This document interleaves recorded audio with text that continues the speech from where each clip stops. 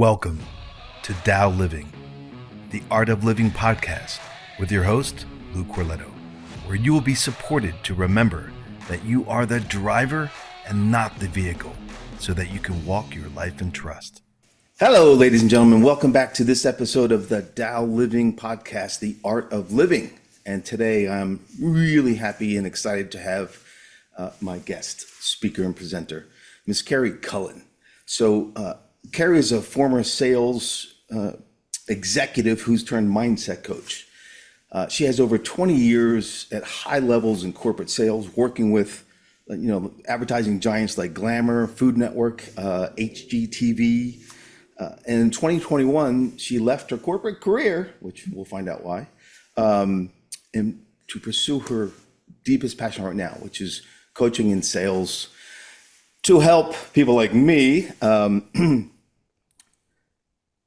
The parts that I want to unpack. So what she focuses on is, and I want to unpack these are yummy, right? So the mindset, the energetics of sales, and empowering professionals to align with their confidence, and then give them actionable strategies to succeed, right? So before we went live, Carrie and I were talking, and as she was talking, I was just laughing because she was just defining me. I wished I met her 30 years ago when I used to have a really poor concept of what sales were, right? I had the classic sales were yucky, so I avoided it at all costs, and I used to give away my services. So the paradox of working my butt off to become the best in the world at what I do, and at the same time I give them away because I thought sales were bad, right? Not good for the bottom line in the business. Yeah. So I'd like to ask you what I asked you before we went live, Carrie. What is the burning desire that you have in your heart right now when you're coaching your clients, right? What is the, Yeah, I think it's exactly what you just said, which is, the people that I work with are service-based entrepreneurs and they love the craft of what they do. They love helping people. But it's the business piece and the sales piece that is really hard and sticky for them. And so they wind up playing small, not really putting their work in the world the way they could because of that fear of like, what will people think? And do you feel that? ouch. Yeah. Yeah. Yeah. And it's like, the world needs more people like you, like coaches, like, healers, like writers. I coach a couple of writers, artists. I coach a couple of interior designers. Like we need beauty and art and service in the world. But if we're holding ourselves back and we're playing small, it's really doing a disservice, not just for you, the practitioner, but your clients too. The Yeah. people that need what we got, right? Yeah. Yes. Yeah. Totally. Yeah. 100%. Yeah. Yeah. Instead of a win-win, it's a lose-lose, Totally. right? Yeah. Yeah. So what do you, with all of your years of expertise, what have you found in the common denominator when people like me that I used to, what's happening internally when we're doing that, when we create that disconnect between the skill set that's been created and the ability to get the message out? Yeah. I mean, bottom line, it's your thoughts and your beliefs about sales and business and your client and yourself. All of those become this like tangled plate of spaghetti, Mm. right? That are just like this thing that are preventing you, right? We need to unravel those bit by bit. So one of the things I really work with my clients on is, and I can always tell, by the way, how they feel about one of those pieces when they give me their pitch. I can always tell like where their voice hitches or where they like kind of get hesitant, right? It's either they think their clients don't have the money, or they think their service isn't worth the money, or they don't necessarily believe in the transformation or the Mm. results that they're Mm. offering. It's one of those three pieces almost always. So, to answer your question directly, like the thing that really is the first sticky piece here is your thoughts and beliefs, or some Mm. coaches call that your mindset, right? Mm. However, however resonates for you, it's really about like what you're thinking. And also like, what are you thinking about sales and business? The majority Yeah. of my clients think sales is like unethical, Right. icky, transactional, right? It's all of it. Yeah, so right, welcome and ladies on the audience, right? So, ladies and gentlemen, in the audience, right? So, hence the Tao Living, the art of living, right? And if you've listened to any of the podcasts, the essence of right our belief structures, right, especially the ones that are still jammed in the subconscious mind, Yeah. and our perceptions, right? So, our perceptions are based on our past experiences, right? Cultural background, and all these things that come into. So when we have an experience, like when I was a kid, I had an experience, and I'd go into a store, right, or the classic, salesy, sleazy car salesman, right, the used car Yeah. salesman, and so that let me dive on you to get the sales, like get away from me. So I have an experience, I make up a story, right? Salespeople, therefore all of them, are Yes. bad and yucky, right? So that's my experience, that's my story, and that's my belief. Well, I run it. Well, then I don't want to be like that. So I do everything I can not to be like that. Yeah. Yeah. Well, and I think you hit the nail on the head about something here too. It's like our experience of salespeople personally are not usually great, but also like in the world around us, we see it in via media. It's always like Wolf of Wall Street, and it's like very aggressive, right? We're never modeled sales that is connected and Mm, that mm, is balanced, right? Like the Wolf of Wall Street sales type archetype, I would say it's very masculine. It's all masculine energy. There's no feminine balance there, right? But to me, it's like the best salespeople are both, right? You can connect and share and teach and serve, but you can also ask for the money when it's time, mm. right? Yeah. Yeah, right. And those pieces too. So there's the place of the story around sales, and then Yes. another concept like I used to have, which is poverty complex, right? So, Yes. oh, I have to exchange dollars for my, because I had stories around receiving money. Yeah. So I had to clean Yeah. that up as well, right? It's funny. Can I First, just say yeah, one thing with please, that? please, It's please. so funny that you talk about receiving, because actually one of the posts I was thinking about this week had to do like about receiving. It was on the heels of Christmas. And are you a good receiver or not? Because Mm. if you are somebody who struggles with receiving, sales is going to be really hard for you. We have to like work on that mindset piece. You have to be somebody who can give and receive in equal measure. And that takes some work for some people. 100%. It did for me. Sorry, I'm looking down because I'm pouring some That's water in my tea. So I was the classic outgive the giver. okay. And even though I had desires, like I had wants and desires, the the practical part of the reception of those things wasn't happening. All right. So give, give, give, and then it's not showing up. And I'm like, getting frustrated and disappointed. And not until I realized I'm the one that had the receiving valve not only closed, but it was welded shut. I had a concrete barrier, right? Life was already giving, but I had it blocked. Yeah. So I would not allow it because of my stuff in there for sure. Yeah. Yeah. I will say this. My poor nephew, he'll probably never listen to this, but he's 20 years old. And every time I go to offer him, hey, I'll pay for that photography class. I'll buy you that book you want, because he's trying to figure out his path. He always says no. Hmm. And I finally said to him, you got to work on your like receiving energy. You have to let people and the universe give to you, because if you don't, you shut it down, not just from that, but from like everywhere. In essence, because I did it, what we're saying to life is no. And then Yes, eventually life stops giving it to you, right? totally. Yeah. Yeah. Yeah. Yeah. So I yeah, so for what it's worth to the audience, this served me, so I'm sharing it to see if it serves anybody else around this topic of receiving, right? So one day, a really good friend of mine, he knew I was struggling with this, and he says, you love to give so much. I'm like, yeah. He goes, and how does that make you feel? I'm like, oh, it's amazing, right? That's why I do it. He said, do you realize when you don't receive, you're stopping people from that same feeling? yes. That was the thing that actually got in because I'm like, Yeah. I didn't realize I was doing that. Right now, the last thing I want to do is stop somebody from feeling the joy and bliss that I'm like, oh my God. Right. So that was the catalyst to get me to go in and start dealing with my stuff. Right. So if Yeah. that serves anybody out there, realize if you're a Yeah. giver and you're not a receiver, you're preventing from those people around you, your loved ones, from feeling the joy that you feel, right? So stop it. Totally. Agree 100% on that. And it's a business principle too. It's a Mm. life principle. It's a universal principle. Yeah, I couldn't agree with you more. So these nuggets, right? The four that you have there, the mindset, the energetics of Mhm. sales, Yes. and then the inner confidence in the strategies, right? So mindset pieces. What are those core mindset pieces when you're working with clients?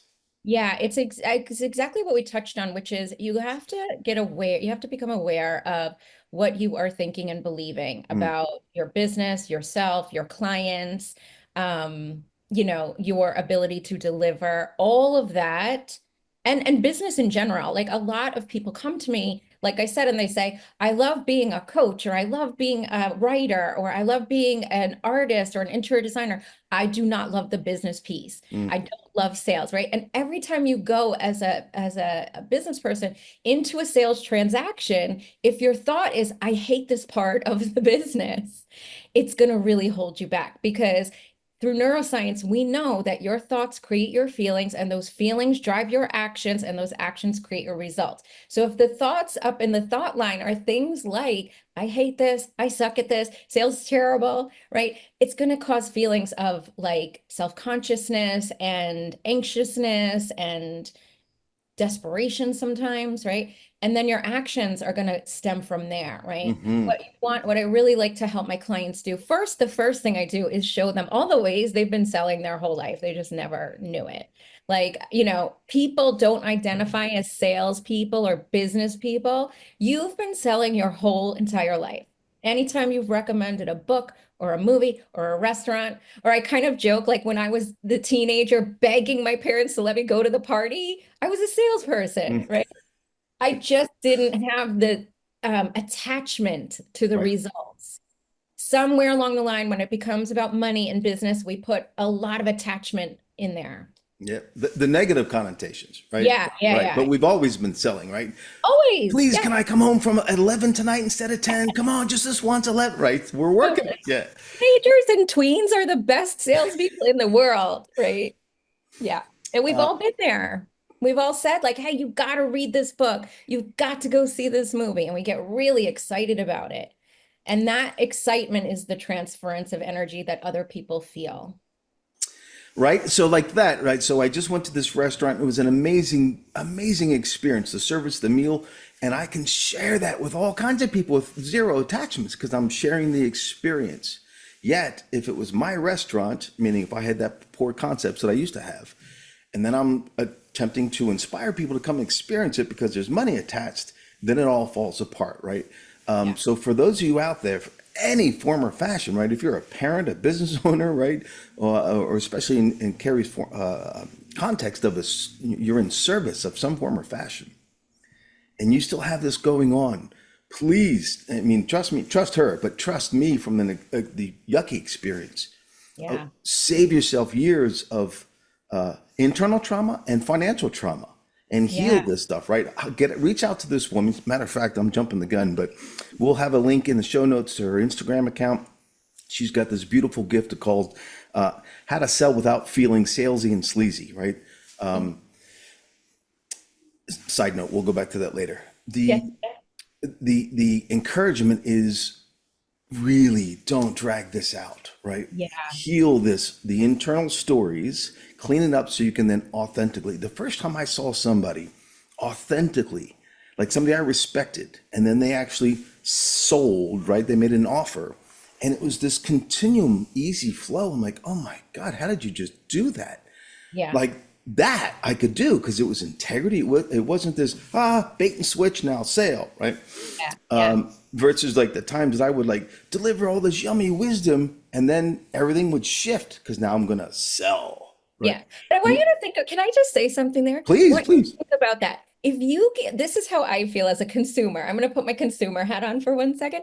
If I went to like a webinar or a talk that someone gave or something, and I loved what they had to say, and they didn't give me an offer at the end to work with them further, I'd be so annoyed. I'd be like, wait a minute, how how do I continue this conversation? How do I get to work with you, right? And I think about that a lot with my clients who will do the webinar and not give the sales piece. And I'm like, but wait a minute, your client, your people are sitting in the audience like, I love this guy. I love what he has to say. How do I get more of that? You know? And again, what you just said, I spent decades because like traveling the world and teaching and sharing and inspiring people. But because of my definition of integrity, I went to be of service, right? And I was. Well, I Yeah. would do exactly what you just said, deliver the keys to the kingdom and, Yeah. thank you, bow out and walk away. And there was no opportunity to Yeah. connect unless you self-generated, right? Unless somebody Right. came, which thank God some of them did, right? But instead of 500 people in the audience, and I'm going, hey, this is how you could play with me. Yeah. I didn't realize I was leaving them hanging, right? Yeah. Like, Yeah. Yeah. good luck with Exactly. that. See ya. The the inner confidence. What are Mhm. some tools you use to help people connect to that? Because right, that's a biggie. The fear, the I Yeah. don't trust in myself. I don't believe in myself. Yeah. Therefore, right, when it comes to ask for the money for the service, Yeah. that's still running crash and burn. Yeah. Firstly, I think, I use a mindset tool called the model. It's based in cognitive behavioral therapy.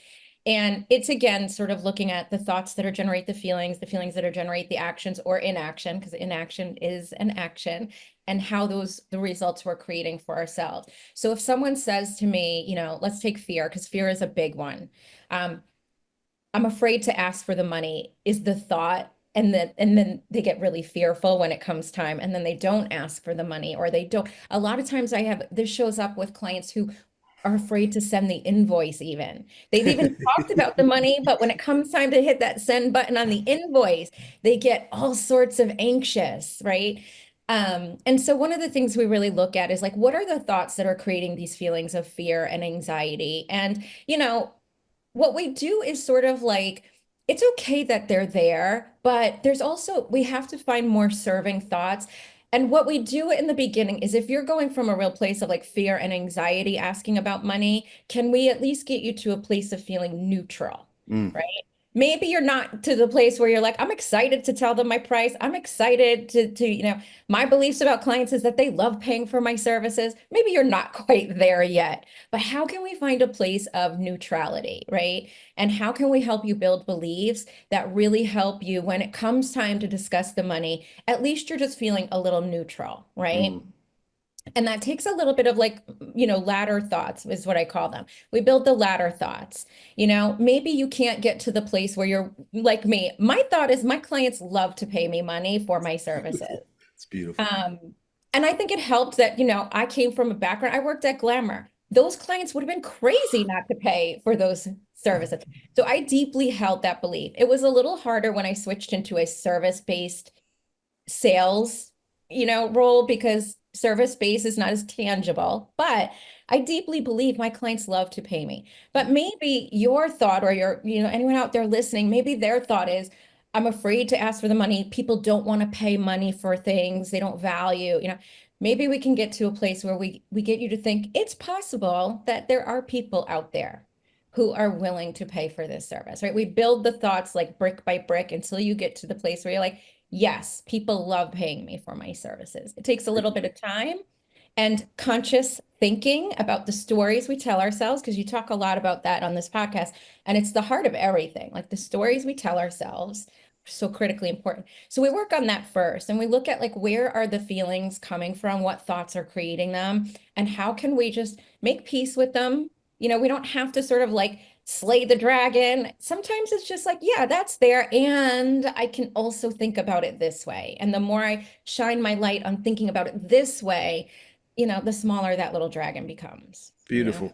Very similar to you mentioned earlier, like Abraham Hicks, right? When they come out with the emotional guidance system, Yes. right? Ascending the ladder. So when I share that with people, it's like, hey, if you're in grief and despair, going to bliss, Yeah. it's possible, but probably not doable. But Yeah. going Not from in grief one and fell despair swoop. to Yeah. angry, like that's doable, right? So take the next appropriate action step for you. Now, if you can jump a few, hey, have at it. But if otherwise, don't look at that Yeah. abyss, right? That's just too far out there. Oh, On the same topic, one of the things that took me years to clean up in here was because of all the stories. When I would, back to value, right?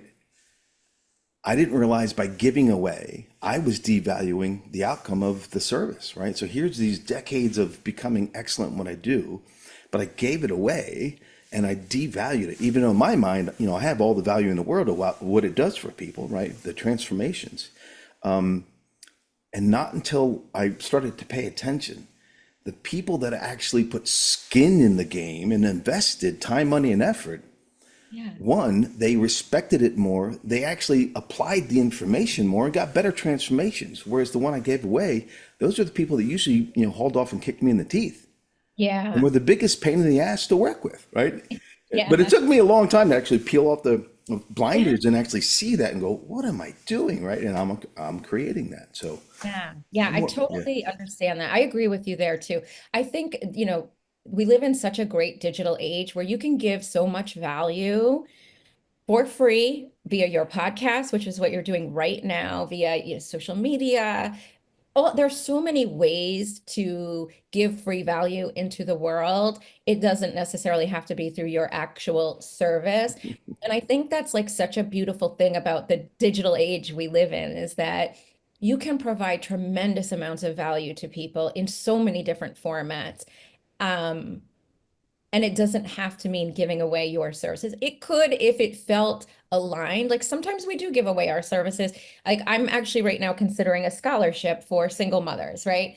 And that feels aligned for me. I'm not sure if I'm going to do it yet, but I feel like it's different because I've put boundaries around it and Mhm. parameters on who. So I think there's so many ways you can put value into the world now that it doesn't have to mean giving away your services. Unless, Ec- So, yeah, sorry. Yeah, yeah. excellent. And thank you for helping me right now actually create some clarity for Yeah. the audience.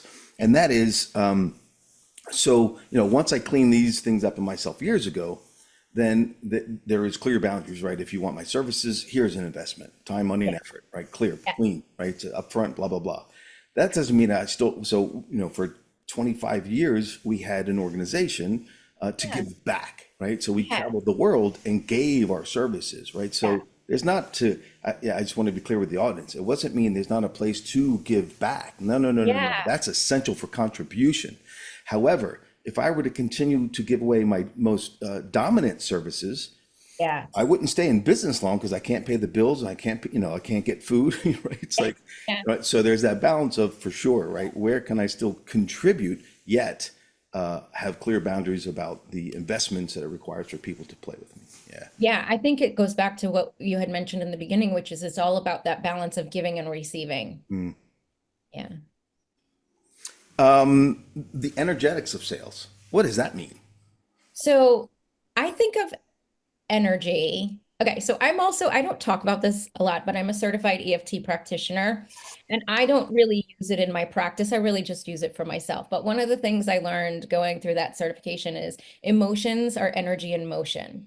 And I like to think about, like, we have been trained to think about business as don't get emotional. I mean, I don't know if you're a guy. I don't know if people have told you this. As a woman, I have heard my whole life, don't get emotional about business. Don't get emotional about business, right? I don't know if men are socialized that way, but as a woman, like I have heard that a million times. And I want to just say, can I swear on here? Oh, sure. I think that's bullshit. Okay. Because here's the thing, we are having emotions, whether we're aware of them or not. And I like to teach my clients what are the emotions that are holding them back from selling, and what are the emotions and energetics. You can use that word interchangeably in this case. What are the emotions and energetics that are going to help them sell? So, for instance, the pushy used car salesman energy comes from the emotion of like desperation Mm. is a terrible, I think, this is just my opinion.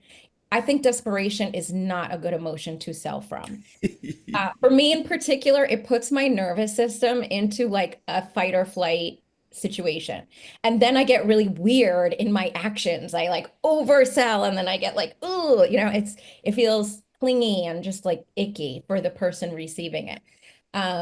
You know, some really good emotions. I even say, like, if you can't get to like excitement and passion about what you're selling, get to neutral at least, right? So I think some really good emotional like states to sell from are like purposeful, Mm, right? Like I truly believe that I can help and change your life is a great feeling to talk about your product from, right?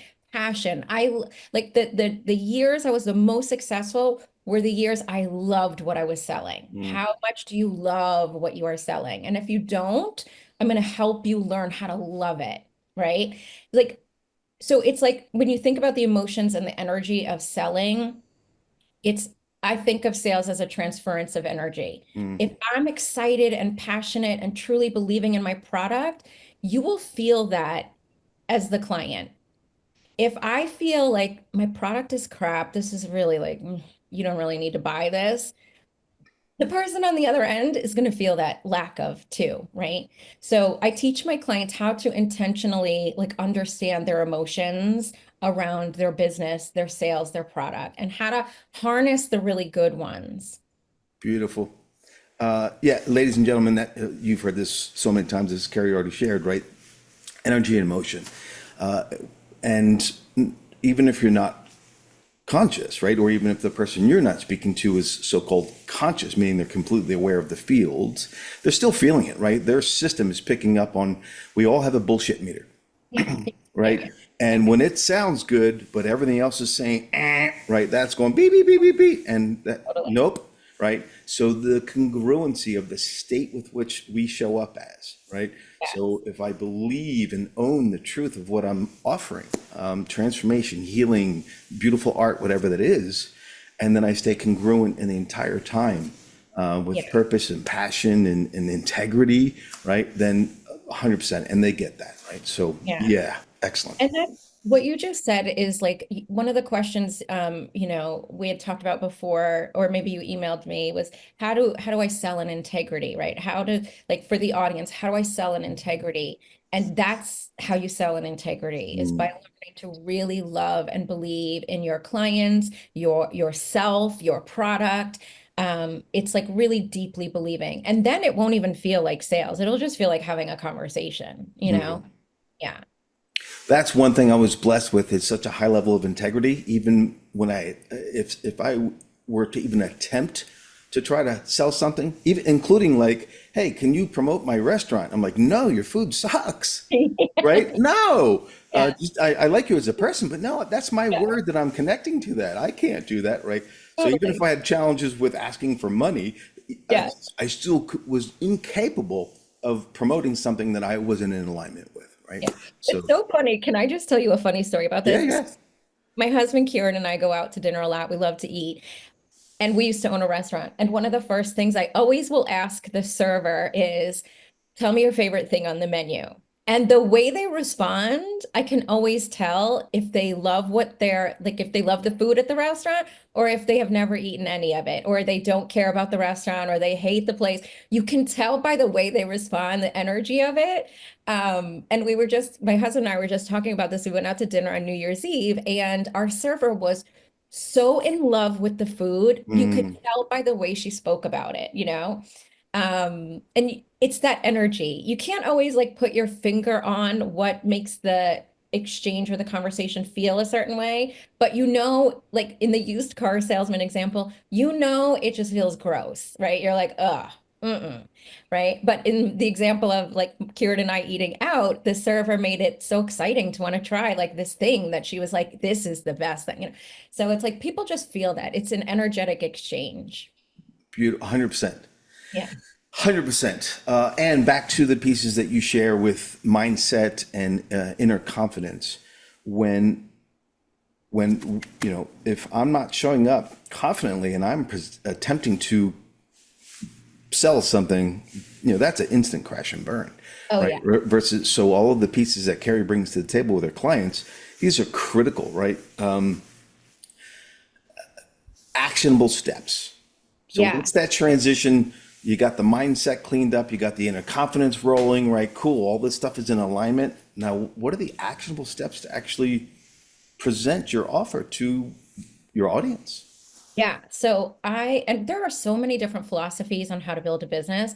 And here's what I have learned. There are a million different ways to build a business, right? So one of the things I talk a lot with my clients about is what are the strategies and tactics that are going to feel the best to you and that you are going to be consistent with, right? So for instance, if I have a client who's loves connecting with people and loves having conversations in person, networking is going to be the number one thing on her. We do a one-page marketing plan, right?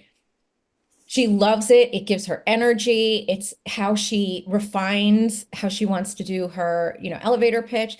That's the number one thing we're going to put on her marketing plan. Then, we sort of look at what are the supporting pieces, right? She loves social media because she loves the interaction. That's going on the one-page marketing plan, right? Conversely, if I'm working with an introverted person and the thought of going to a networking event is just anxiety producing, that's not going to be the number one thing on the one-page marketing plan, right? We're going to talk about like, what are your natural gifts and strengths? How do you naturally connect with people? For them, maybe it's like just talking to their inner circle a lot and letting that radiate out. Maybe it's writing a blog. Maybe it's, a podcast, right? There are a million strategies and tactics you can use. But the thing that I think where people go wrong, I think I'm going to use that in quotes, go wrong is, all relative. But where I think people go wrong is that they will follow a coach who's got like a very didactic, like this is how you build a business, and the strategies and tactics don't work Don't for we? the Yeah, yeah, gifts and yeah. abilities. And then it feels disingenuous, it feels inauthentic, it feels like square peg, round hole, right? My belief is you can build a business a million ways. Let's help you find the way that taps into your natural gifts, strengths, and abilities. Beautiful. You Yeah. know? Make it But, easy. yeah, but at the core of that, though, is this very deeply held belief that I have, which is you can build a business a million different ways. Mm. You have to believe that in order to say, yeah, you know what, I'm going to do it my way. Yeah. Frankie. Yes. Yeah. And I did it my way. So I'm gonna lay this one out there, and if this is a place you want to go, cool. The class, well, actually, I get that it's critical, and I also struggled in the past with the way it was presented to me, which was identifying your ideal client. Yeah. Like when that was first laid on me years ago, and I understood it intellectually, but in a service business, like, because, when they would niche it down into, well, it's Mary who has 2.5 kids, and on Thursday she makes peanut butter and jelly, like really this specific thing. I'm like, that doesn't work for me, because if I look at my ideal client base, there's no psychographic demographic, yet it was for me, it was, they were willing to be courageous to grow, like to challenge themselves and all their, and grow. So I had CEOs and I had, pot farmers, right? I mean, radically different worlds, yet that was what was in common. So, especially for service-based people, how Yeah. do you help us do that task of being able to speak to that ideal client? So I'm not speaking to the world. Yeah, it's such a good question. Firstly, one of the first exercises I do, and you probably do with your clients too, is values. We have to get clear on your values. Clearly, in this short, exchange we've had, I can tell that your values are about growth, about transformation, right? To me, that would be the number one thing you'd want to call in as your like ideal client, more than she's 35 years old, right? Like, so I think, it really depends on what are your values, but I also think it is something that what people don't really talk about is I like to really look at like what is the result you are offering? What is the result you're selling? Because we're not selling components to a program. We're selling the bottom line transformation or the bottom line result. If you're an interior designer, maybe it's a beautiful room that you can share with your family and not worry about things breaking. Or, maybe if you're a coach, it's like that person's, on their way to, if you're a business coach, maybe it's like a monetary thing, right? But you have to like really look at not just the person, but also the results and who would want that. You have to look at your values though, because it's like, I can tell you that like one of my core values is excellence. Mm. I'm not the right coach for somebody who doesn't really like is more of a hobbyist. You're going to come to me because you're wanting excellence, right? But I needed to know that about myself, right? And I needed to like for me transformation is a core value, right? And honesty is a core value for me. So what that means for me is I need to make sure I'm calling in people who are honest about where they are and about what they want and who will take radical responsibility for it. I am not the coach for you if you are stuck in like victim mentality. It's just not gonna, it's not gonna work. Yeah, There are yeah. lots of coaches for you. I am not her, right? So I think the first thing is just knowing like who you want to work with day to day. Like my program is 6 months. I'm going to be with you for 6 months and you're going to be with me for 6 months. I want to make sure that we are aligned, at least, a bit. We don't have to be perfectly aligned. We can get there, but there's just certain things. So I think you really have to look at the values and who you want to call in, not just from a demographic perspective, but like mindset, and who are these people? What do they really want in life? Are they willing to go there? A lot of people hire a business coach and a sales coach and they think it's just going to be all about the strategies and tactics but you hire me like you said when you're really stuck in like I can't ask for money or I am struggling with this, right? We have to go deeper and my people are going to be open to doing that work. So I think you got to be really clear, not you but one, on like what are your core values and who do you want to be calling in and what is the result you want to sell, Mm. Beautiful. So even on that, ladies and gentlemen, if you could hear Carrie, which was, so let's say you were going to reach out to her or anybody, like as a business coach, and you were struggling with sales, and then, well, we've got strategies and tactics. Mhm. Those are for me, they're essential, but at this stage of the game, it's like putting duct tape on a ceiling that's leaking. It Yes. ain't gonna last too long Yeah. because until you go and do the inner work that Carrie was just talking about, Yeah. it doesn't matter. Warren Buffett could give me sales strategies, but if I haven't cleaned up the internal stories, I can't implement them. They're gonna work for other people, but they won't work for me, right? So, Yeah. looking for the tools seems like the fix. Nah, Yeah. You the have real to work is always the inner work. We clean that up, then you can give me a spoon and I can get stuff done. Oh, you hit the nail on the head, which is it's the reason why people don't lose weight, right? It's a perfect example.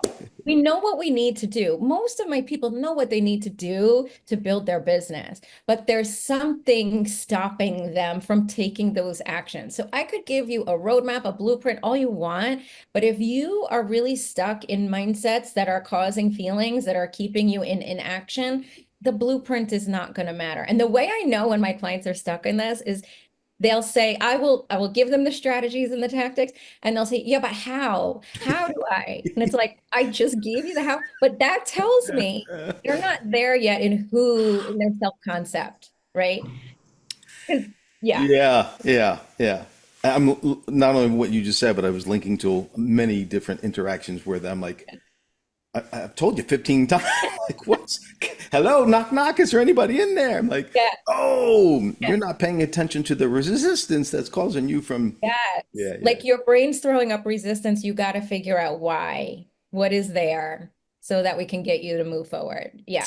And this Brilliant. happens a lot in my corporate job too. Like I had some sales reps who we could give them the program, give them the pitch and off they would go. And then I had other sales reps and by the way, they would be the ones who maybe did or didn't make their number year over year. The other ones always made their number, right?